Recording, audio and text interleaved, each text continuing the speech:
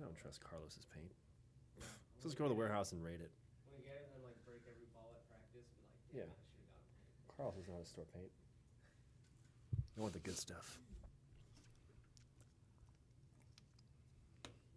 Yeah, championship. Someone's gonna win Not this. the next weekend. Nick, you gotta come, coach, help out, dude. Next weekend? Yeah. Yeah, I don't know if that's gonna be possible. You can take Layla To the paintball field? Just hang Is out. it Austin Tyndale? Yeah. Yeah, I'm not.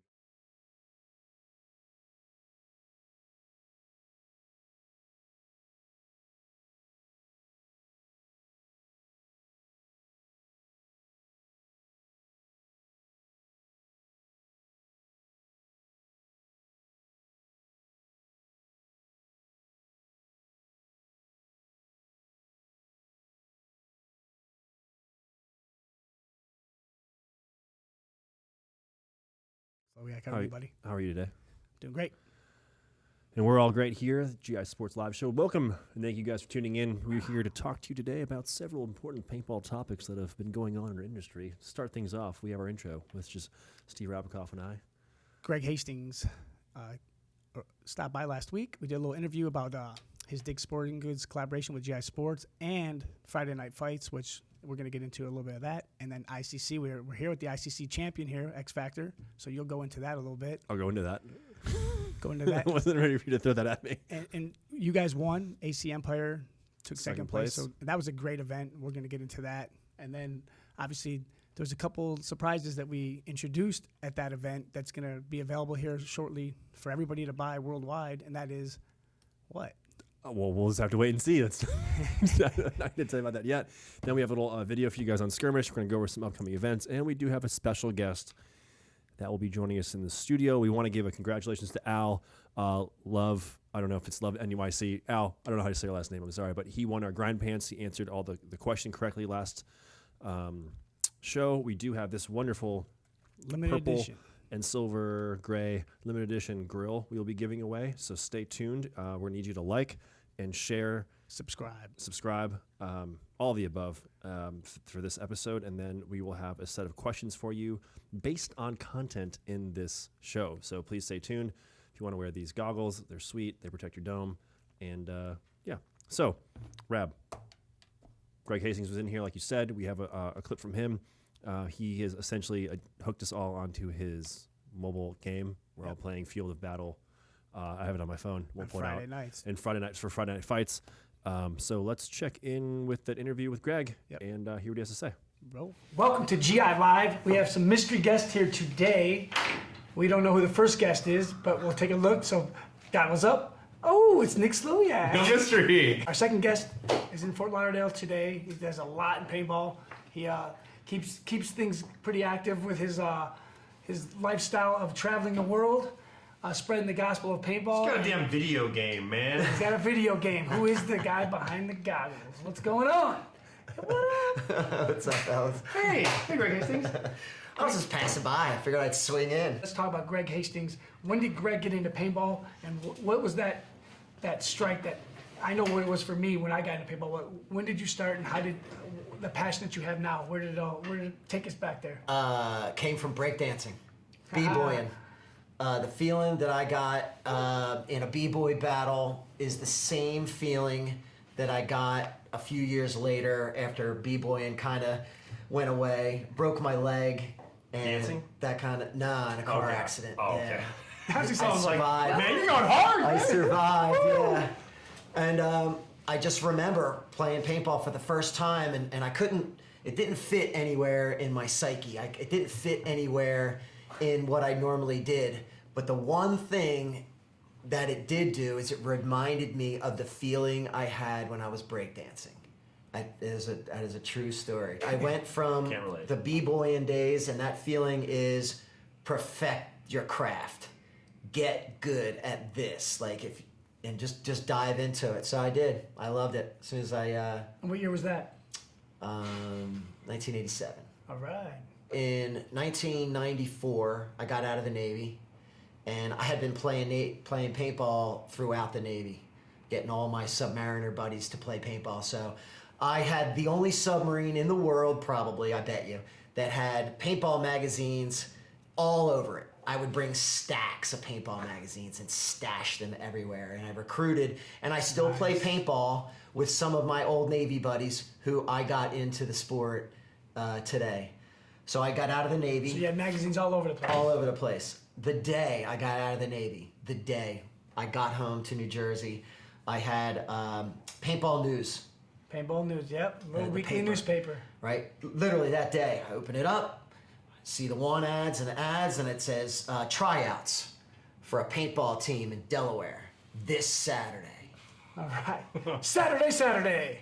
And it was Outdoor Adventures. All right. So I went down there because I had already been there on some weekends off while still in the Navy. I had been down at this field. I had tested it out.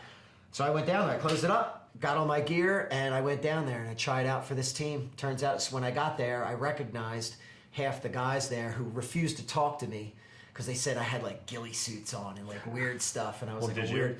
No, I didn't have a ghillie suit. I did have this boonie hat with like stuff hanging off of Sure, it okay. that breaks up your, All right. It's part of the fantasy. It was the beginning of paintball. But I shot all those idiots, and then when I got there, they're like, we want you on our team. So, Right. and I made the team, and team was called the Free Agents. So now, here we are, 2018. So go into the game, what's happening in the game, because there's a lot going on. So let's talk about What year was this? This is what, 2005 or 6? We shipped our first game Too for Xbox in 2004. 2004. Oh, geez, I'm way late. I can remember staying up late and playing Greg Hastings tournament paintball, and we're talking shit to kids playing on the other side because we're so much better than them. And then we literally, it's a Friday night, and they're like, okay, we gotta go. And like, oh, you guys are done? You guys are scared? Like, no, we actually have we have practice because we actually play paintball. So we have to stop playing on Xbox. I'm glad you said to that. go play paintball because I'm glad you can you really. s- I'm- Wait, you can really play paintball? Yeah, man. This is just a virtual game. It's a real thing. This is great that he said Friday night because that we have the game, what's going on, and then Friday nights as well. So go into, now we're at 2018. So what's going on with the game, and then get into the whole Friday night deal. Friday Night Fights, it's called, or Fields of Battle, it's called. We had all these great assets that we didn't use, and we had all these new things we wanted to do. So we put out this mobile game, and we had the great ability to create these competitions in there called, we just called them Friday Night Fights. So every single Friday, Go. that's the segue. So every single Friday for the last 4 years, we get 15,000 players playing on that phone for prizes, GI prizes. So you download the game for free. The competition is free. It's presented by Dick's Sporting Goods and GI Sports. They're the ones that supply all the prizes for it. And now we have a new thing. We have a global leaderboard on there. You can actually see And that where you leaderboard rank. changes every week. Oh yeah.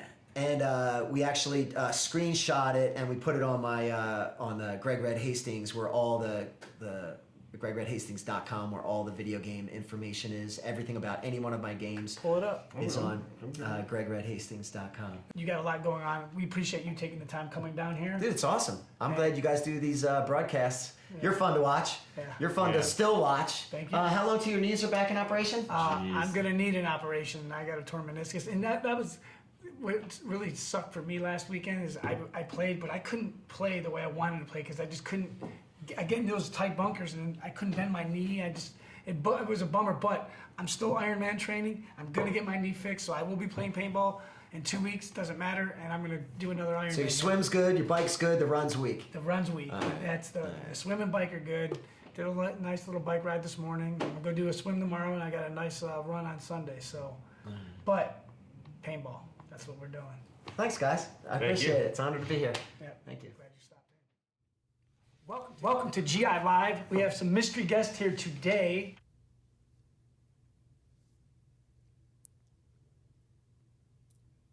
And we're back. We're back. So where are you ranked on that Friday night? I don't know. I played one game while we were doing that interview, and I won. So I felt pretty good about Lifestyle myself. of But it's intense because you're actually, when you have your phone and you move your phone around, you're looking through that, and then you're shooting, you're zooming in, you got paint grenades, you're shooting stuff, and then as you saw, as they flip through, there was a bunch of stuff that you could accessorize with. So as you work your way through that game, you could different jerseys and guns and loaders, and I think I saw Thomas Taylor in there with a mohawk. I'm not really sure. I didn't have much. I didn't get that far into the game. right. But it was definitely fun. It is cool. So again, guys, you can go to download the app Friday night or Fields of Battle. Greg Hastings mobile paintball game, and every Friday, I don't know It's what a 24-hour window it's a there. 24-hour window. I don't know what time zone it actually starts, but you can win actual real-world prizes from goggles, loaders, I think tanks, jerseys, all sorts of stuff from us. That's all in conjunction with Dick's Sporting Goods.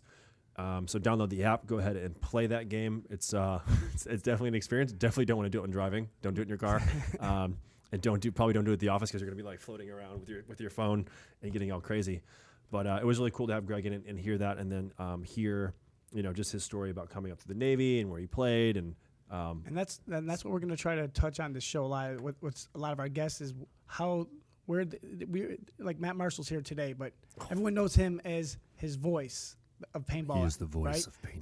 But what did he play? A lot of people that are coming into paintball now don't know what Matt Marshall did. So now we're going to teach him that. Well, I know what Matt Marshall. And Greg Hurst. I know what Greg Matt Marshall Hastings. did this last weekend. Is he did the ICC, the Iron City Classic. He did the Iron City Classic. Rad. So You did the Iron City Classic too. yeah, I did.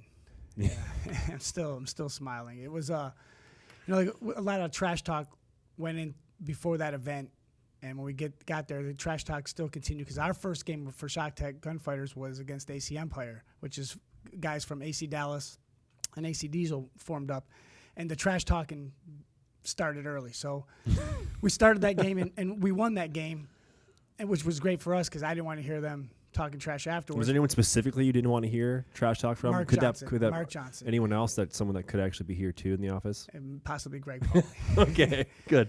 But we started off great, and we played Infamous next, and they shot all of us, we shot all of them, but we had one player left, and we ran out of time. But we'll get into the old school, new school, and because X Factor took first, AC Empire took second, and Infamous took third, which are current NXL teams, right? So Yes. the big question is, can all these old school teams handle these high-powered NXL teams currently, and can these teams convert over to 10-man, Woods, Mounds, Hyperball? Well, you guys proved that you can. And as the tournament was going on, we were competing, all the old school teams, but the horses started taking over on Sunday morning. So when you say old school teams, you also mean old school guys. old school guys. Old is Yeah. the bold italic word in that. Yeah, we had a few young players on our team. We had Dimitri Ninos and we had Brandon Rabackoff playing with us. Thank God we had some young players because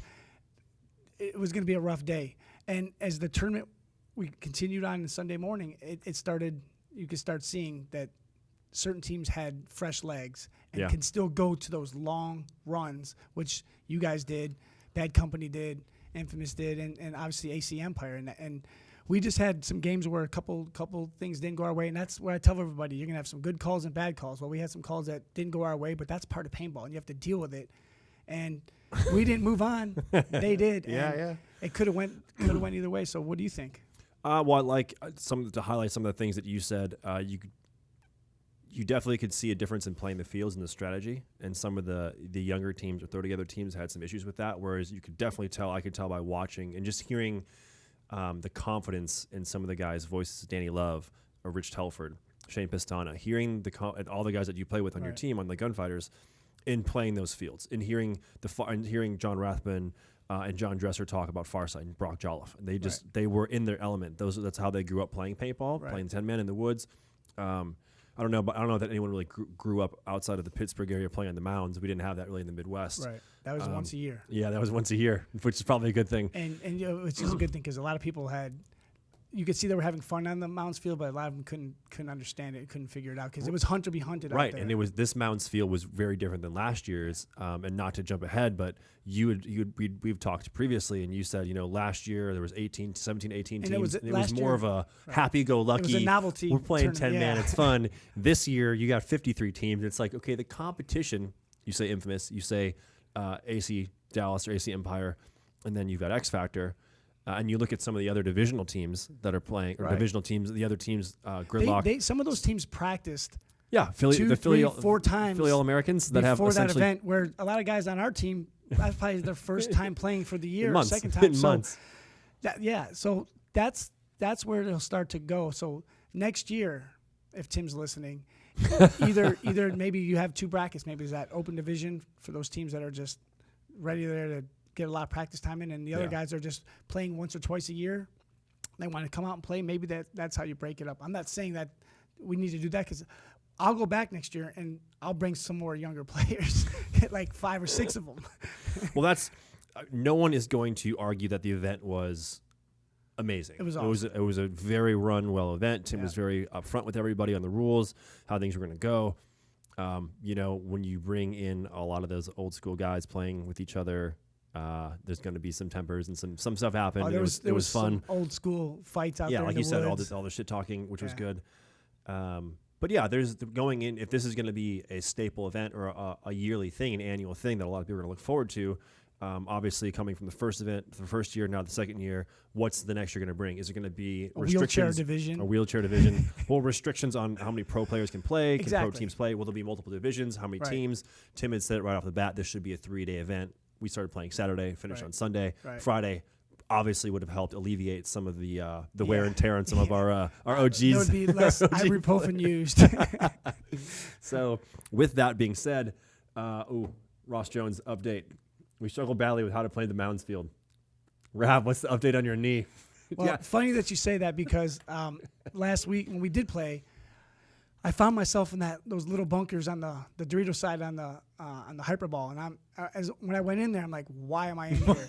My knee is screaming This is right not now. where I should So be. I got into a worse bunker, and it just didn't work out for me. But so Ross, yeah, a lot of teams had a hard time with the mounts, because it was, you either went and hunted people or you got hunted. Yeah. And a lot of teams had a hard time with it. So it was neat watching teams go out there and try to figure it out. And you guys obviously figured it out. AC Empire figured it out. And it was really neat to watch and see a lot of the old school guys out there, because they knew what to do. They just didn't have the wheels to get there sometimes. But Right, and that's just it's not like we're asking people to play a back-to-back point format. The one thing that people have to take into account, and I don't think we have the exact measurements, but when you went into the Mounds field, that field was on a huge slope, and you're playing on mounds, so you're going up and down. The hyperball field was long, probably just about a little bit wider than a normal field, probably Right. another extra 50 feet, and the woods ball field was massive with mounds, terrain going up and down. It's not the easiest thing to play a 10-minute game where you have to travel as much as you actually do. 10-minute game on the mounds, hyperball, Yeah. not a problem. Like, it'll That take it out of woods, you. Woods Well, ball, yeah, man, that- we needed like 12 or 15 and an elevator to bring us up the hill for some of the guys. Well, you're saying it. Hopefully, everyone's just listening, and we can go with that. One thing we do want to highlight, we have a little interview with John Rathbun here from GI Sports, is a special ball, paintball that was Right. used at that event, exclusively made for that event. Word on the street is that it'll be coming out for future use. We're going to see, John will see, Right. and same with the rest of the GI sales staff, if that's going to become a possibility. But let's tune in and check in with John Rathbun and hear what he has to say about some white shell, pink-filled, nasty Empire Evil paint. Boom. Hi, my name is John Rathbun. I'm the U.S. sales manager for GI Sports. And recently you played in an event, the Iron City Classic. What made that special? I did. We went to ICC and we went as Farside, which was the team that I played for from pretty much '99 until I crushed it in 2007. We decided to go fully retro, right? It was old school 10-man paintball. So it was easy to just say, let's make a retro jersey. Let's get all of our guys together. We used the CVO from what was historically Smart Parts, which is now GOG, because we were sponsored by them back then in the day. We decided to go full retro and make the old school white shell Empire Evil paintball. Actually, it was just Evil at that time. It was a white shell with a nasty pink fill. The last time we actually produced that product was 2003, which was the first Huntington Beach event, which was the NPPL 7-man back then in the day. The paint was pretty much banned after that point, along with the GI or Pro Caps at that time, Imperial paint, Chronic Pink, and things of that nature. So, yeah, I had it made, and we decided to go out there and just have a little Farside reunion. It was a good time. How'd the paint shoot? Fantastic. Yeah. Anything else you can say about the paint, like specifically, like was it an advantage having it because? Oh no, yeah, we used, well, definitely for us being older now, right? The white shell was easier for us to trace while shooting, but still against the competition, at least by our prelim scores, it was pretty difficult for them to see. So we did pretty well. Very excited about how we handled the playing together after so long, and being 43 years old. But I mean, we've had a lot of people asking for it at the event as well as after, and it's something that we're probably going to reproduce. We're going to talk to some of our dealers and see if it's something that they would like to have to bring into the market now, and understanding the fill and what the fill will do to a paintball field and to its patrons that are playing at it. So once from that, we'll make a decision and we'll move forward from there. Boom.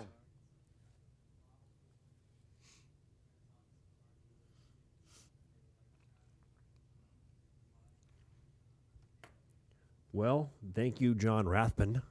I think we have well, let's just welcome Matty Marshall to the show. What's up, boys? What's up, Mr. Marshall? How you It's doing? funny, you appeared, Mr. and then Rabackoff, there's Mr. this Slowiak. Matt and Melty Marshall. That's got right. Explain that. We were in France one year with Micah and myself and playing over there at the tournament in Toulouse, and I was just explaining how delicious melted cheese makes everything, and then, you know, it's kind of how like you get nicknames sometimes. And so someone at Die was like, "We're just going to put Melty on there." Pretty much, Did you yeah. know it was coming? No. Okay. Well, Mike had started calling me like everyone, little nicknames And for each other. it's funny because that's you got Melty, and that's where Scuba Steve started at Die as well. Yeah. But so we Well, got that's a story for another time. That's a story for another time. But we have Matt Marshall here, which is awesome and exciting because I've known Matt a long time. Long time. I've seen him start at the beginning to where he is today, and it's exciting that you're here, that we could talk about what you've done for paintball. And so get into that, Matt. Start at the beginning. Well, I grew up in. I was born in 1997. 97. Just kidding. 77. Wow, you're looking the day good. before Christmas. That is true. But yeah, no, I grew up in San Diego, but I grew up on a canyon. And so I spent my entire childhood in that canyon, you know, pretending to play guns, shooting BBs at things and pellets that we shouldn't have been shooting at, and, you know, getting All in of us trouble. did that. And so when I was 15 years old, saw paintball on Real World LA, actually, and our buddy was one of my high school buddies. He was like, "Hey, I've played that before," and so then we kind of got into it, and I kind of rallied the troops, and we went out to a day at Borderline Paintball Park, and then kind of fell into it real quick, though. I got lucky that the Borderland was the home of a team called Navarone, which was a really big team in the 80s. So this is in 93, late 93. And then in 94, pretty quick, the owner of the field kind of gave me an opportunity to come out, and because they were trying to pick up younger players. So he gave me the opportunity to come out and play on Sundays, which is when the tournament guys were playing. So at 16 years old, I got on Navarone. So that's kind of how it started. In the canyons in the backyard, Matty Marshall was shooting pellets. And then he watched TV and saw paintball for the first time. That's kind of cool. Well, you don't hear people say that you got introduced it to paintball by seeing it on TV. Well, like I knew it was a thing, but I didn't really know where to go to play it, or Okay. I mean, and I like it wasn't really, I don't know, it wasn't as omnipresent as it is in our culture now. Because a lot of people are always asking me like, when's paintball going to go mainstream? This I'm like, dude, it is mainstream. Yeah. It's been on countless television shows, movies. We've had it's been in commercials. I personally worked on, which we can get in later, television shows where that feature paintball. I mean, it's, you know, it is video games. You guys had Greg on here. Yep. I mean, it is mainstream. So, but back then it wasn't. It was kind of a little bit more of an undercover sport. It was pinball. Were you playing pinball? Yeah, heard that many times. But ping pong. but seeing it on TV, it was, you know, it was kind of like, oh wow, that looks really fun. And then my buddy had said, yeah, well, I've played it before. I know where to go. So then we kind of just went to a paintball store and bought paintballs, and, you know, and then kind of snowballed from there. Snowballed. What you know about snow? So you don't know anything about it. He knows a little bit about snow. He goes up to the mountains. But hey, I mean, there are mountains in California. I know. I just so okay. You're on Navarone. Yeah. Your next team. Where do you go from Navarone? Well, we tried to make a run with Navarone. I mean, we did take 4th place pro in '96, I think, but that was in San Diego on fields that like I made. So yeah. I mean, we were just dominating out there. With a 16-year-old kid running around with no face mask and an autococker, and just, you know, kind of. We were just demolishing people because we knew those fields so well. But that's what it was back in the day. Yeah. I mean, it was all woods ball. There was no air ball or hyper ball. I mean, you would occasionally have a speedball field, but nobody played that. I mean, like men played 10-man in the woods. Yeah. And like coming up, I mean, that was paintball. Yeah. So we made a little bit of a run with Navarone, brought some younger guys out, like Davey. Once he finished high school, we got him because he wanted to play college football. and he was a stud. And I played a little bit of football, and I played baseball. I quit everything when I started playing paintball, and then I convinced Davey to not play college football. I'm like, bro, you're aggressive, and you were awesome in high school, but dude, you are not big enough to play college football. Man, you just tore him down. Well, I mean, he was kind of on the fence, but he was really good at paintball. So, it was me, Davey, and a couple of younger guys. And then after World Cup one year, the older guys on the team sat me down at a Denny's before we went to the airport, and they're like, yeah, so we're going to cut all the young guys. You can stay if you want, but we totally understand if you leave. So then from there, Denny's will never be the same. I'll never be able to was get like, it. yeah, That's no, what I Matt Marshall had to make a appreciate choice. But I think I'm going to go with the younger guys. We're going to try to do something. So we tried to start our own team called the Tribe of Southern California, but then other guys went to play for other teams. That didn't work out. So then I went on to, because it was a highly sponsored team at the time, Marine team. Yep. So then I went on Marine team, and we won, no exaggeration, I think we won every single Great Western event that year in 97. And then 1998, I got on the Ironman. So. And that was the same year in '97 when they were destroying everybody. That's when I first saw Oliver and his group with Lofty. It was in San Diego at that Great Western. Well, so the Iron Kids were the next wave. So that's, so you have the first younger guys that kind of came up in Southern California, myself, Davey Williamson, and then NorCal had Micah McLaughlin. Micah was part of the Ironman since he was like 15. So then, because we were all the younger kids, we kind of then, hung out together, and then we all were on Marine team that year. And you probably remember this interesting story. Daryl Trent asked me if Micah can join Houston Heat Amateur at the time, so he can get some play time. So Micah played with Houston Heat for a while there, and then he went and joined the Ironman. So yeah, and that's how we got on the Ironman, because Micah had the affiliation with the Ironman since Right. he was a kid, and then played on Ironman 2 when they were doing well. And it's obviously a longer story, but and then all the what is now the Dynasty guys, which at the time was the NorCal kids. I mean, they were just like the 14, 15-year-old kids. They were the wave right behind us. They're all about 4 years younger than myself. Micah's a little older than I am, and Davey's he's got me by like 5 or 6 months. But and then Todd Martinez was also in that mix too, because he was playing on the junior Marine team at the time. So we were like the young, aggressive, trying to change the game. Shooting left-handed when old dudes couldn't shoot left-handed back in the day, and that just young never made Todd any Martinez, sense to me. Yeah, who could dunk at the time. yeah, he can't legit. Like Todd used to be able to dunk and he's not that tall. But he can, only thing he can dunk now is chicken nuggets. well, before Todd. before Todd blew his knees out, I mean, He he's was- still yeah. ridiculously athletic, even with his knees the way they are. But he's blown both his knees out. So but hey, man, that's what happens. Kids, it will come for you one day. Yeah, it did. Rabbit and I I felt both. it. We used to have hair, and there wasn't as much gray. So yes, time comes for everybody. But yeah, so that was kind of the younger group, and then we all ended up being essentially on the same team on the Ironman. And we picked up, Billy Wing was the NorCal guy too. Eric Roberts was a NorCal guy, and that's when the Ironman weren't doing so well. I mean, you were on the Ironman for a Yep. brief moment, Yep. and then I almost actually went to play for. I was thinking, well, I always looked up to the Ironman. I wanted to play on the Ironman because that was the best team Yeah, in the that world was at the the same time. for me. I wanted to be on the Ironman, and I played with them for a year. But the year I played was that transition year with Bob, the split. So I was playing on the Ironman, but it was chaotic, and I wish I would have got on the year earlier. But hey, I still played on the Ironman. That was a goal that I wanted to do, and I got it. And I still have my Ironman autocock. That's the one marker I still have. Really, you still have an Ironman I still have an autococker? Ironman autocock. I still have my Navron autococker. You do? Yeah. Oh wow. No, the first I gun. still have my aftershock autococker, All right. but I didn't play in the team when they used autocockers. So anyway. Yeah, so then, but how we got on the Ironman was kind of interesting because, the Ironman were, I wouldn't say they were getting smashed, but they were taking like 7th, 8th, 9th places, barely making Sunday at the time. So they were looking to get younger and to get faster and more aggressive and try to do a transition. This is in 1997, 98.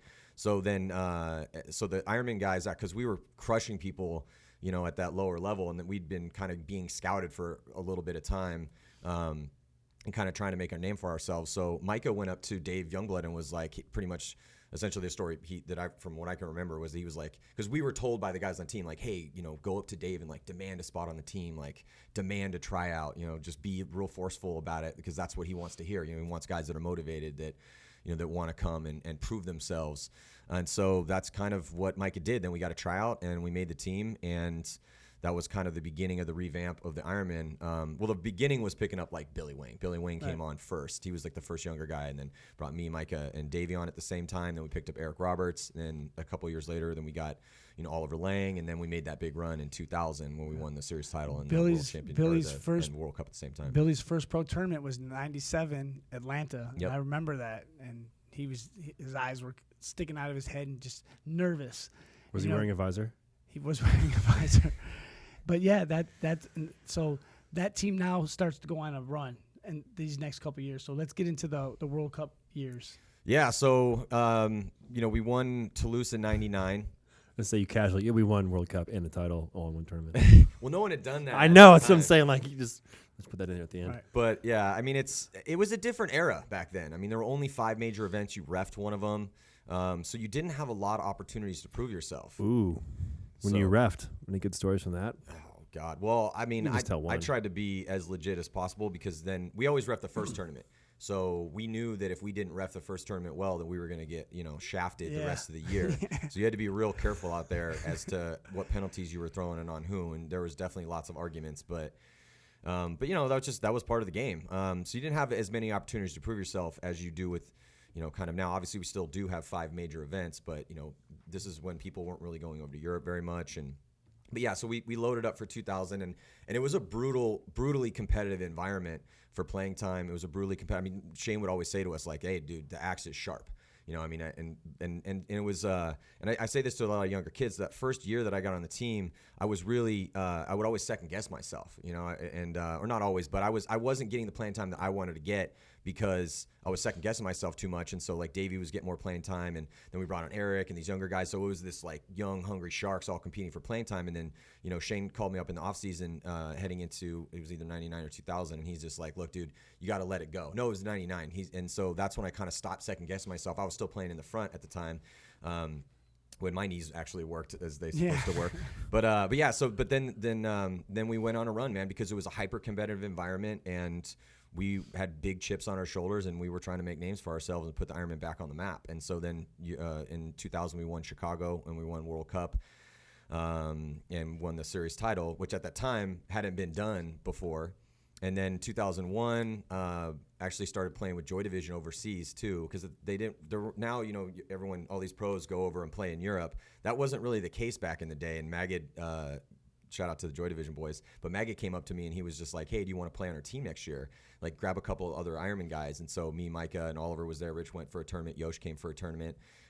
So we went to all the tournaments with Joy Division in 2001, and we actually won one of the tournaments. We beat Image, we beat Avalanche, and we won Brighton Beach in England in 2001, which was like Joy Division's when they were around before, but that's when they started to get really good, and then they started picking up different players, and then in the mid 2000s they went on their run, and then Excessive happened in 2003.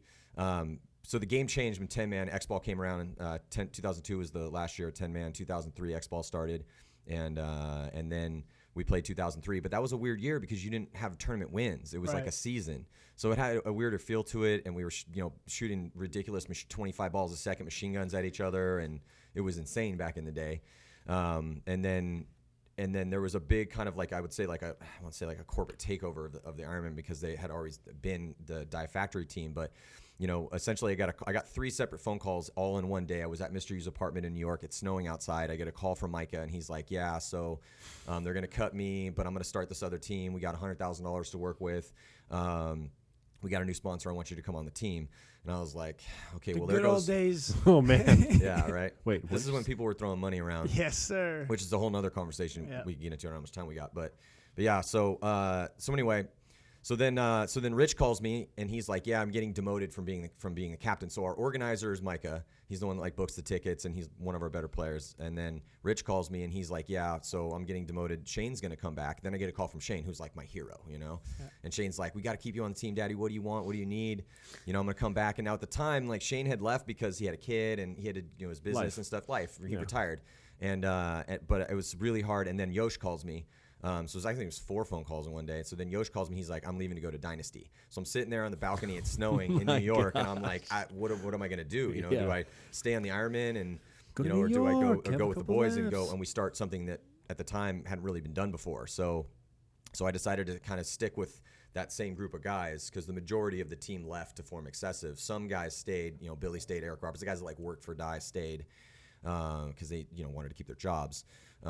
And so yeah, motivation. and that was the split, and then that's when Excessive started, and then that was a whole crazy wild road. And if you haven't seen Heroes for a Day, check it out. You can get all the information of how that went down there. So I see Jeremy Solomons making some comments. He says you forgot about Washington Rain during the Great Western years. Washington Rain, hey dude, I love me some Jeremy Solomon. Washington Rain was a beast. Washington Rain was an awesome team. I didn't ever play on Washington Rain. We played against Washington Rain, but they were a badass amateur team that never really went pro. Then they finally went pro. But I remember sitting there, it was like 96, and I think I might have been Jeremy or one of the guys. Wait, what did Jeremy say? I'm forgetting early years of Washington Rain on the West Coast events. And you forgot your turtle years. Well, no, it was a turtle, like 2 events. Yeah. That wasn't much time. That was the beginning of 98. But before we got on to the Ironman. But Rain was dominant, but Rain was dominant before what I'm talking about. Right. Rain was dominant as an amateur team at the Pacific Northwest in like 95, 96. They had all red packs, like red was their color. They were a team that we looked up to a lot to try to, but they were a Pacific Northwest team. Right. We were California, so there was a little bit of a rivalry. But yeah, we butted heads against those guys. But they were, that's just a different story. I could talk about that for a little bit of time. But yeah, I mean, we don't have that awesome. much time, but you got a lot of stories. But Washington Rain, they were a good team. Yeah, John Richardson, Jeremy Salm, Danny. Danny was amazing, man. There's a player that again, we'll touch on these subjects here on future shows, but there's so many players out there that just stopped playing to go on with life. But man, that team could have went somewhere as a pro team, but like you said, they turned pro and then they got eaten up. That's how it goes down. You get eaten up. It's brutal up there, man. So Excessive now, boom. Yeah. Start. So Excessive, we tried to put together and did put together a superstar team. That was probably one of the hardest 3 years of my life because we just, having people sleep on our couch, putting multiple people in houses. You were on the road all the time. I think I have no sympathy for some of these guys that are like, oh, Matty, you don't understand. It's so hard for us to practice. And we have to get on a train. In Europe, sometimes I'll hear this, and we have to go across the border. And it's like, I'm like, well, how long is it? They're like, it's like 3 hours one way. And I'm like, bro, I have no sympathy for you. Drove to Northern California for practice one year like 20 times. And that's 8 hours one way, 16 hours round trip, and that's if you can get through LA without getting through traffic. Yeah. And we were playing in Europe, playing in the States. So I mean, it was a grind, but we achieved what we set out to achieve, which was try to put the best team together in the world. At one time, we had 2 pro teams in 7-man, and we took 1st and 3rd in Huntington Beach in 2007 or something like that. But yeah, so. It was a fun grind. It was brutal. I mean, and when Pat was making Heroes for a Day, I spent a lot of time with him in the editing bay talking about the storylines and how that film was going to come together. It ended up being 2.5 hours long, but it could have been like a 12-part miniseries because so many stories ended up on the cutting room floor. I mean, imagine if you could tell that story today, if you had, Yeah, I would. That would be epic. Yeah, it was crazy. I mean, that was in the mid 2000s when. I get a little frustrated when I see some of these posts where people are like, oh, look at where we were. Look at this picture of like all these grandstands and look at Huntington Beach. And I'm like, yeah, but that was all just like lighting money on fire. None of that was sustainable. So, yeah, I mean, I would love to, take out a loan for a Ferrari and then go drive a Ferrari around. But eventually the bank's going to come and take it away because I don't have the money to pay for a Ferrari. And that is essentially what happened in the mid-2000s when the corporations were looking at double-digit growth in the industry, and then they came in and they're like, "Oh yeah, look at this! This is going to be the next big thing," And Dick Clark comes in, and that was a very interesting road in the from 2003 essentially to the Great Recession, when we kind of started doing the webcasts. And that because we had to find a business model that was sustainable because we can't I can't just keep going to rich people and being like, dude, will you write me $1 million check or not write me $1 million check? I'll write you $1 million check. Dude, boom, we're done. We're Covered. gonna make this really cool thing, but how are we gonna make money? I have no idea. Like that doesn't work, man. So you're now touching to where you start doing webcasts, but before you do that, touch on Hell Week with Excessive. So He's talk been about, dying to ask you these questions. Yeah, like talk. This has been chomping talk at the about bit. Hell He Week wants a little to bit, know. because we obviously see Greg say Hell Week, but I knew about Hell Week. So talk about Hell Week, what you guys had to do there. So we would essentially, it was like Hell Week sometimes too. I mean, some of us stayed up there for longer than a week. But we would go up to Rich's, up to Modesto, which if people aren't familiar with Modesto, it's a really small city in the middle of the Central Valley of California, more on the For us, Southern Californians, it's like Northern California, but it's more like Central California. But Thank you. I'm but so it's, happy you said it's- that. Yeah. Dude, everything north of Camp Pendleton is Northern I know. California Then for what? San Diego. Then the 5. There's yeah. I like. Yeah, your we Ryan got to take the Greenspan's. 99 to get to Modesto. So we would go There up you to we would go up to Modesto because one of Rich's best friends, Paul, he owns a gym up there and an MMA gym. So so we would go up and Paul would basically just beat the shit out of us. Actually, literally beat the shit out of us occasionally. I had to box against Paul. So he's boxing. It has nothing to do with paintball, but he's boxing. I like it. Well, we would and it was cold and misty, and we would go do spool drills, and so we would go and we do runs in the morning. So we'd go do like cardio workout sprints, that sort of thing. Then we go to the field, do drills, and we would do this every single day. And then some of us would do it for longer than a week, and then and we would go into the gym and do workouts there, like CrossFit type stuff, circuit training. And then there was a couple different days where he was like, all right, well, today we're going to, after we'd finished the workout, he's like, all right, we're boxing today. All right, it's Matty versus Roy. All right, let's go. Get in there. All right, now it's Matty versus Neil. All right, Matty, you're up against me, and I'm just like, all right, sweet.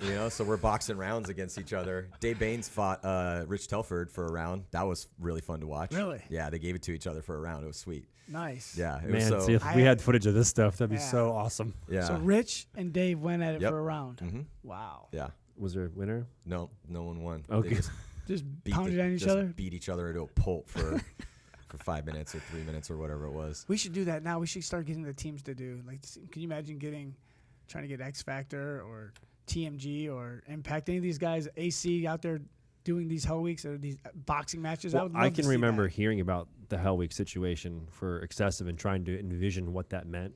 Because you hear Hell Week and you think Navy SEALs and what they go through, but which we really, I would never know specifically what they did.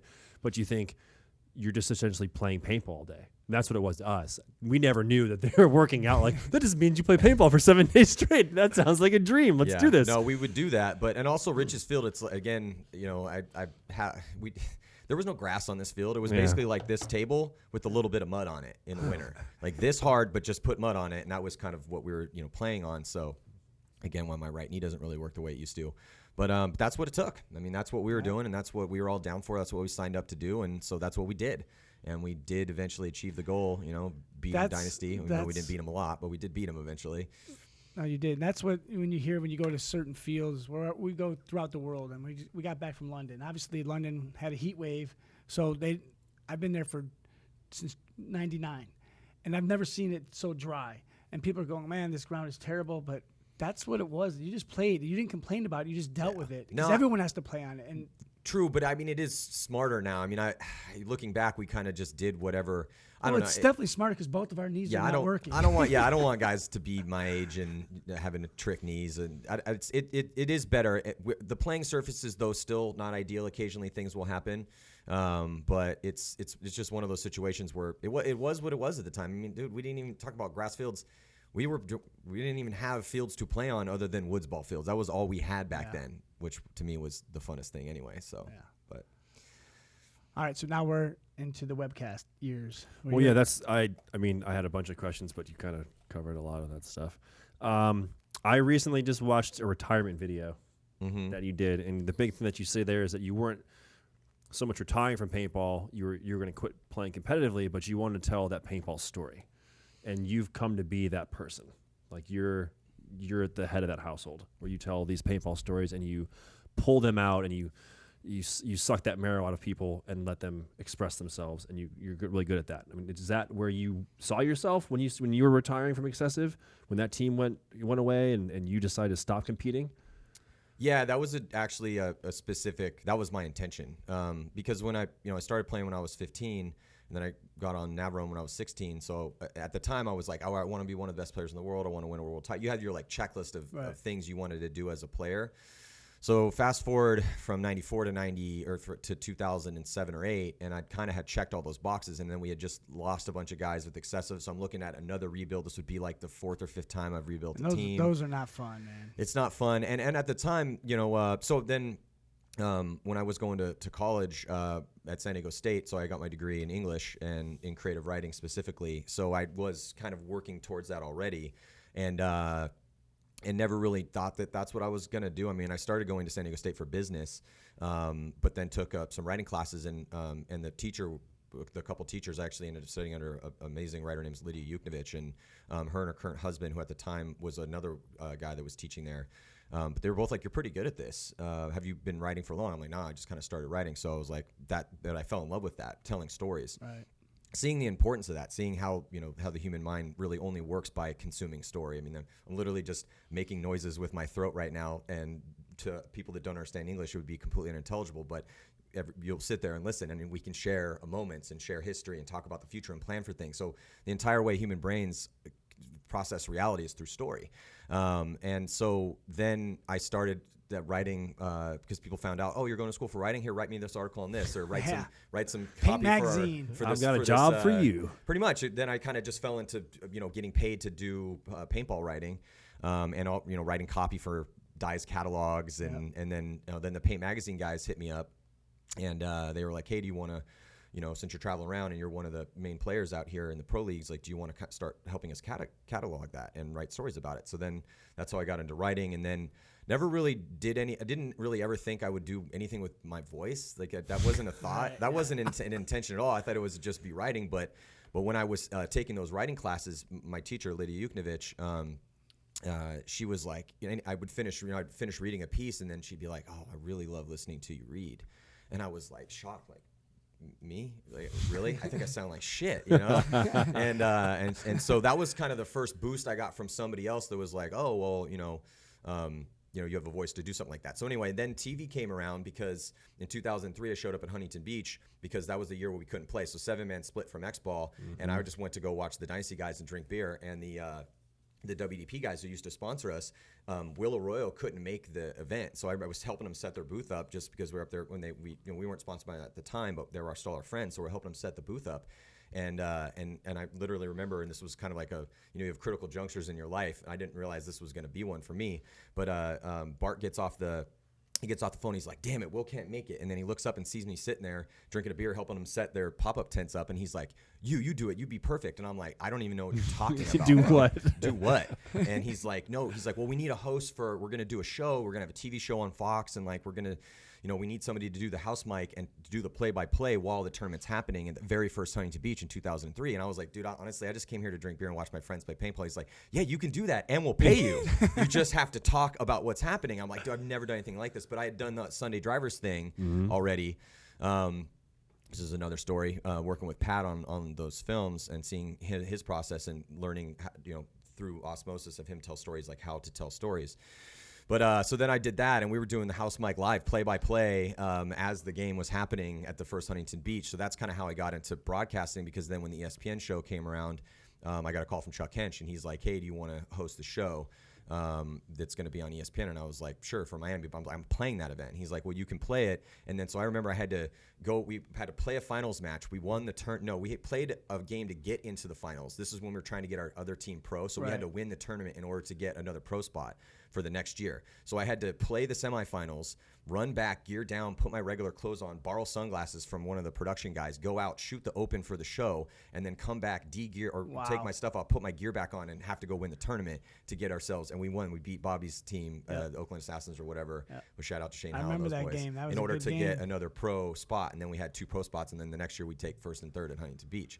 So then I had to go to New York to do, so we did those shows. But in those shows, that's kind of how the webcasting thing started with Pat and me, because Pat came up to me, and I'd worked with him on those documentaries, and he came up to me and was like, hey, do you think you can call these games live? And this is in like 2008. He's like, because I think we can broadcast it live, because we never done it live before. I did it live at Huntington Beach with the house mic, and I did it live at the ESPN2 show at Mohegan Sun, but that wasn't used as the production cut. No. We had to go back into the studio, which is why those shows were so expensive. You have to go in and literally do every single game again and make it perfect. So he's like, can you do it live? And I was like, it's been a common theme. I just say yes a lot to things, and people are like, "Hey, I think we should do this. What do you think?" I'm like, "Sure, let's try it." So then we did those first webcasts, and that's when the Great Recession happened too. So that was kind of a rough time for everybody, because I retired knowing that I'd built up enough enough ability to get sponsorship, and that I wanted to start my own thing, a website at the time, because this is before this is before webcasting was a thing, to tell those paintball stories, because nobody just wakes up in the morning and gives a shit about anything. You have to be made to care about something, and the only way that human beings can do that is you have to tell someone a story. No one just like wakes up and goes, I really wonder what's happening with X Factor today. That's not how human beings work. They have to hear about that team, and then all of a sudden they'll care. That's how human beings' brains work. I remember when you first started doing the webcasts, and you're like, "Hey, Rab, yeah, thank come up. you so much. I need you to come up in the mornings. I need somebody because no one would show up in the morning. Everybody were playing, or they had a rough night before. Yeah. And I remember the first show I went up. He said, "Whatever you do, don't look in the camera. Medusa will own you." So What'd you do? We're talking, and then all of a sudden, I'm looking right at the camera, and he's talking to me. He's like, "Rab, so what do you think?" And I'm just frozen. And he's like, staring at his monitor, looking at himself Yeah. I'm like, Rab, touching him under, grabbing his leg, like grabbing. Oh, I know what like you do. Oh, yeah. yeah. And I'll never forget that. And where it started and where we are today, it's been a roller coaster ride, but it's been an amazing ride. So, and I'm glad you're doing it.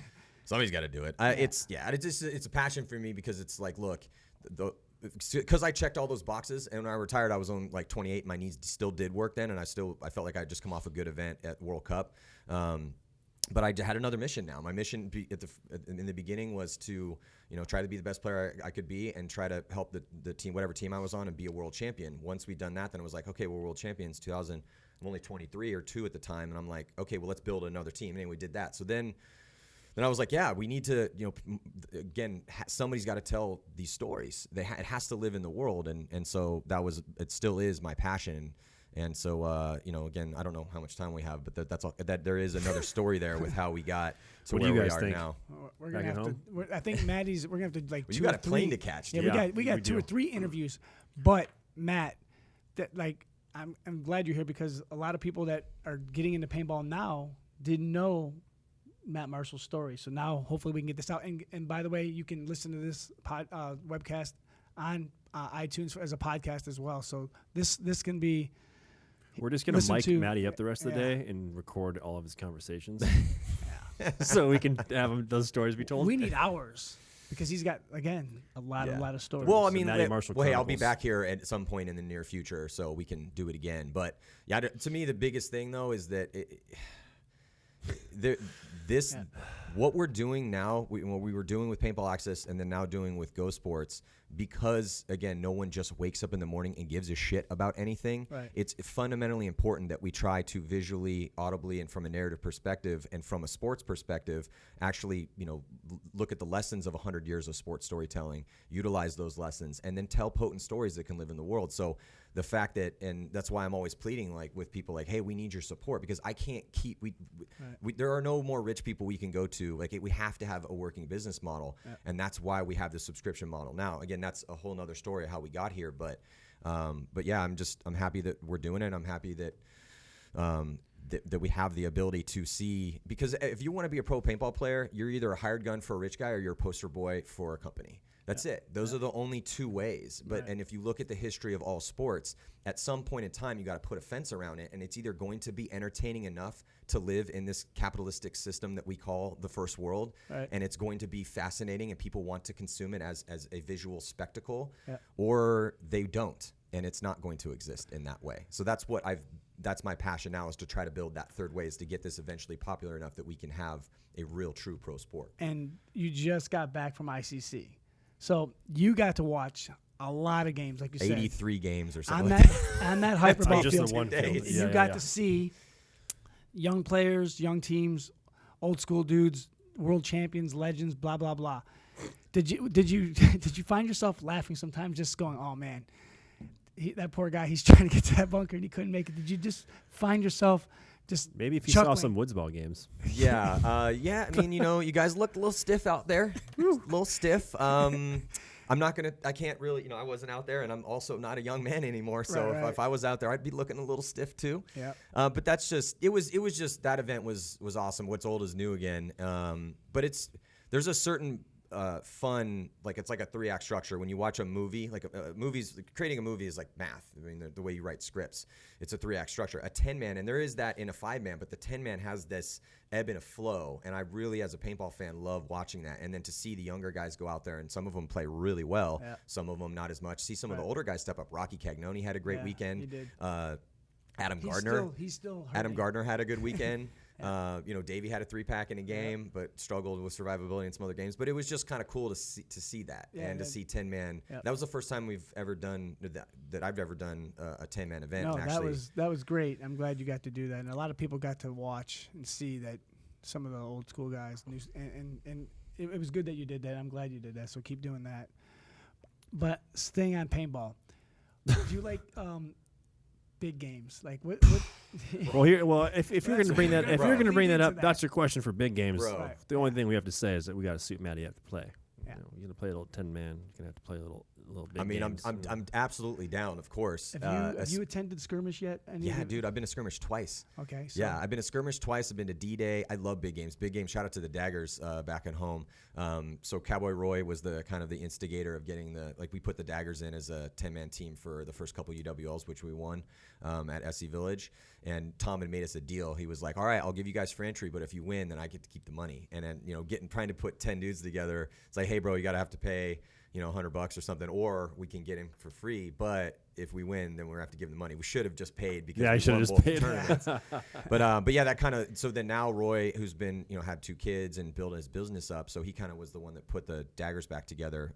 He was a spark plug. We got Chris Corsino from Contract Killer on that, and a bunch of SoCal dudes. But I love big games. So so that was kind of the thing that I did when I retired, or stopped playing tournaments essentially, because that takes so much of your time. I mean, that's why I feel it's so important to tell these stories, because the grind's so hard on these guys, and people need to know how hard that is. good. So then you should join me next weekend at KC Crusaders I see outside where of you're going with Seattle, this. Washington. So I mean- you need to talk Hey, about it's a Seattle. great Where are you guys weekend. going? KC Crusaders. This is the flight you got to get on here in a second, a little bit? This is a different Okay. event, but next weekend is KC Crusaders up in Seattle, so it's a quick flight for you. How many people are going to be there? And probably about 1,000. Enough. Enough. So we have this thing and when we go play big games, it started with me and Sonny Lopez. I used to roll with the Hitman crew. Because for that whole 2008 year, right before the economy fell apart and Smart Parts went out of business for a little bit, JT ended up. So my sponsors essentially went out of business. So I kind of lost my job in the recession playing paintball. Right. And then that's a different story. But we went around and played all these big games, and I love big games because to me it's such a giant war. When I got into paintball because we're pretending to play war. That's why I started playing paintball. Yeah. So to go and simulate that, but everyone walks away smiling and having beers afterwards and having a great time telling awesome stories. So I love going to big games, and I mean I could do a whole hour session just telling crazy stories about 10 men. Sorry, You about see him? 10 men too, Just for big plotting. games. Just plotting. That'll be our next show. No, but I got to tell this one story though. So I go to Michigan Monster Game, and there's like a how a big game will there'll be like a no man's land when the 2 big armies meet each other. Mm-hmm. So this tank rolls up into no man's land, and I didn't really know the rules in big games yet. So I'm looking at this tank, and I'm looking at it, and I'm like, it's kind of like a meek tank. It's kind of not really that badass. Not impressed. Not impressed. Well, I mean, they had like a double turret machine gun on the top with 2 Tippmann shooting just like ripping it, dude, like a Gatling gun. And so, but I noticed that it was really slow when it was going back and forth, and then it didn't have any guns in the front, and it had side ports, and also I could use it as a bunker if I got close enough from the opposing the other line, and there was enough, I could run a route where I could get to the tank, and I realized that the dude had carpet on the side of it that they were shooting out of ports on the side. So I'm like, oh, okay. I just kind of saw it in my head. Awesome. So I run across no man's land. I get to the tank, and stupid mic's in my way, and I raise the carpet up, and I put my shocker at the time that I was shooting in the side of the tank, and I just get it up because I was on PSP mode, and this is when PSP mode was 15 balls a second, and I was absolutely shooting hot. So when I put the barrel in, and I just start getting it going, until I heard it going, it was like, and I just started turning it around inside, and I'm hearing everyone inside screaming, ah, ah, ah, and I'm like going up and down, and now I start getting shot, and then the referee comes and tackles me. So I get tackled, and I'm on the ground. I'm like, "Why did you tackle? What did you tackle me for?" And he's like, and he's like, "You're not supposed to get within 10 feet of the tank." I was gonna say there's a tank rule that I didn't know. Arthur knows all about that tank I rule. learned with Rocky Cagnoni at Wayne Dogg's Last Blast. The tank's rolling towards us, and Rocky goes, I need the tank ref. I need the tank ref. And I'm like, what do you need the tank ref for? He's like, the tank is within 10 feet of blah, blah, blah. And I'm like, number one, why do you know that rule? How do you know that rule? You don't even know the rules for what we're doing. How do you know that rule? He goes, everyone knows the tank rule. I'm like, so. Yeah. That was not Matty when he bunkered a tank. So yeah, that really happened. It was so fun. It was a great time. And then as I was like leaving, the dudes were like talking shit from the inside of the tank. But I made those dudes pay. I have a great tank story that we'll do again another day. But while we're talking about big games, we have Skirmish, a little teaser that we want to go into that'll be on our YouTube channel tomorrow on Featured Friday. So let's go into checking out. Let's check out the Skirmish video. Skirmish video. Check it out. See what it's about.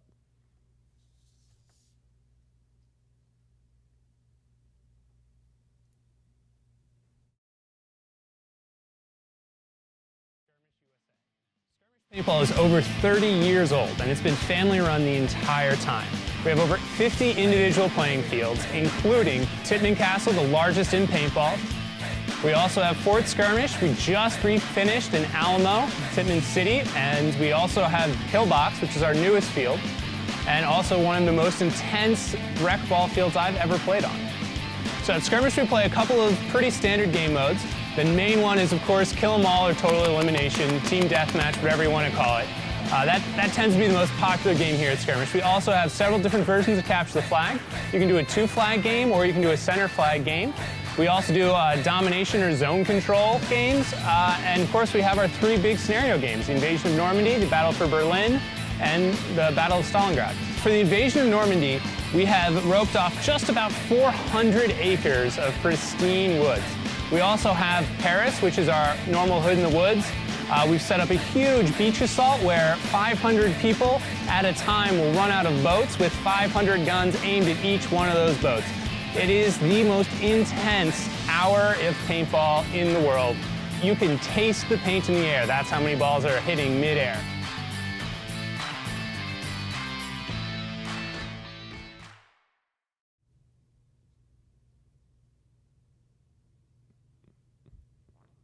And we're back. So that was Skirmish Paintball. We were just there for their Invasion of Normandy, where they had 4,053 players.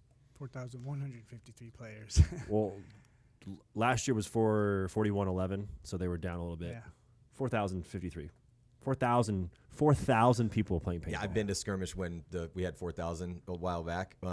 But the one thing that I had to get in here about big games, it was so with Sonny Lopez and the Hitman Crew, so we came up with this. It came from the 300, the movie The 300, and how those guys are starting on or looking at the hill and they're seeing all those different soldiers rolling up, and that one guy looks at the other guy and he's like, "Aren't you scared?" And he's like, "No, I might actually meet a warrior that can give you my glorious death." I'm misquoting it a little bit, but that's the sentiment there. And there's an awesome book written by Stephen Pressfield that's even better than that. But anyway, so we had this concept of glorious death. So if you didn't go into a big game and didn't get a glorious death, and that would essentially be you have to put yourself like the tank kill. Like that's a glorious death. Yeah. That's a story you get to tell later on. So if you don't have if you didn't come out of that weekend with, if you didn't get yourself into a position where you know you're going to die for sure, but how many did you take down before it happened? And then you come back, and so we would, me and Sonny would be like, "Hey, did you die your glorious death yet?" And be like, "No, I haven't got one yet." And then you come back and you see the smile on his face, like, "You got your glorious death, huh?" And then he'd break into some crazy story about there being 50 dudes on this side and they're in the castle or whatever, something like that. Yeah. So yeah, man, every time I'm going to a big game. Well, I don't know now. I'm definitely getting a little bit older, but that was the goal, was to find your glorious death. No, there's still glorious deaths to get out there. Yeah, absolutely. Yeah, and I have some crazy stories, which I'll save for next time. About now you're making me think about some good ones. Yeah, hopefully I'll have a couple from next weekend's event. So I'm you sure better bring me back a glorious death story. Bring back a good. I have one from last year. I can't wait to get back. So. Well, again, that was our video on Skirmish Paintball in Pennsylvania, where they had Ion. Essentially, I think probably the biggest game right now going on anytime. If you've never played a big game, you definitely want to go to Skirmish Paintball. They do the game around the same time every year in July. Allies, Germans, sprinkle of French, and it's crazy. It is like the Woodstock of paintball scenario events. It's awesome. But check that out. But speaking of other events, let's check out our event calendar. We have an event at Pittsburgh Paintball Park this weekend. Also, the NEPL and NEXL event number 4 is going on. East Coast Super Game is happening. that's big. Outdoor Adventures. Outdoor Adventures will be there. The OPL, Wasaga Beach Paintball, Wasaga Beach, Ontario tournament.